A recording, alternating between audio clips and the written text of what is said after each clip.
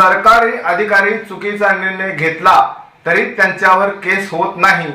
गुप्तचर संस्था पूर्णपणे आरटीआय पासून मुक्त आहेत का आणि आरटीआय कायदा इतर सर्व कायद्यापेक्षा वरचढ आहे का? आज आपण समजून घेणार आहोत राईट टू इन्फॉर्मेशन ऍक्ट 2005 मधील कलम 21 ते 25 अगदी सोप्या आणि स्पष्ट भाषेत। आपण पाहत आहात JMA न्यूज, सत्य आणि माहिती तुमच्यापर्यंत। कलम 21 सद्भावनेने केलेल्या कृती संरक्षण। कलम 21 सांगते, जर अधिकाऱ्याने म्हणजे प्रामाणिक हेतूने काम केले असेल तर त्यांच्यावर नागरी आणि फौजदारी कारवाई होणार नाही। म्हणजे अधिकारी निर्णय घेताना घाबरत नाहीत, पण लक्ष ठेवा, जर निर्णय दुर्भावनेने घेतला असेल तर हे संरक्षण लागू होत नाही। एखाद्या अधिकाऱ्याने चुकीचा अपूर्ण माहिती दिली पण हेतू प्रामाणिक होता, त्यांच्यावर केस होणार नाही।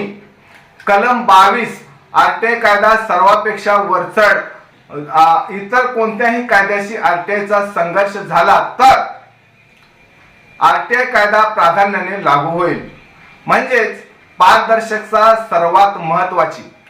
कलम 23 थेट कोर्टात जाता येते का? आरटीआय अंतर्गत आदेशाविरोधात थेट कोर्टात जाता येत नाही।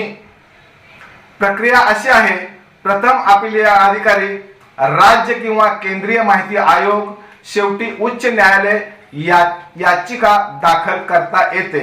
उद्देश प्रक्रिया वेगवान ठेवणे। कलम 24 काय म्हणते ते आपण पाहूया। सुरक्षा आणि गुप्तचर यंत्रणा।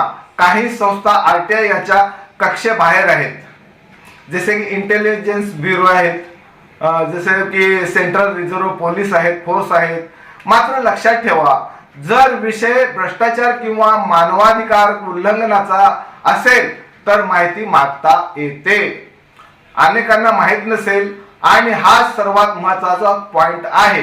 कलम 25 वार्षिक अहवाल। द्वितीय आणि राज्य माहिती आयोग दरवर्षी अहवाल तयार करतात। त्यात नमूद असते किती आरटीआय अर्ज आले, किती नाकारले गेले, किती जणांवर दंड लावला। हा अहवाल संसद किंवा विधानसभेत सादर केला जातो। म्हणजेच सरकारी आरटीआय कामगिरी सार्वजनिक होते। आरटीआय म्हणजे लोकशाहीतील सर्वात मोठं शस्त्र आहे, पण त्याची मर्यादा संरक्षण समजून घेणे तेवढंच महत्वाचं आहे। पुढील व्हिडिओकडे आपण पाहणार आहोत आरटीआय मधील अपील कसं करायचं आणि दंड कधी लागतो। जर हा व्हिडिओ उपयुक्त वाटला असेल तर लाईक करा, शेअर करा आणि JMA न्यूजला सबस्क्राईब करा। आणि माहिती अधिकार कायद्याविषयी काही प्रश्न असतील तर कमेंट बॉक्स मध्ये जरूर कळवा।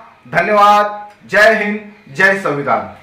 बातम्या पाहण्यासाठी आमच्या चॅनलला लाईक करा, शेअर करा, सबस्क्राईब करा, बेल आयकॉन प्रेस करा आणि सर्वप्रथम नोटिफिकेशन पहा तुमच्या मोबाईलवर।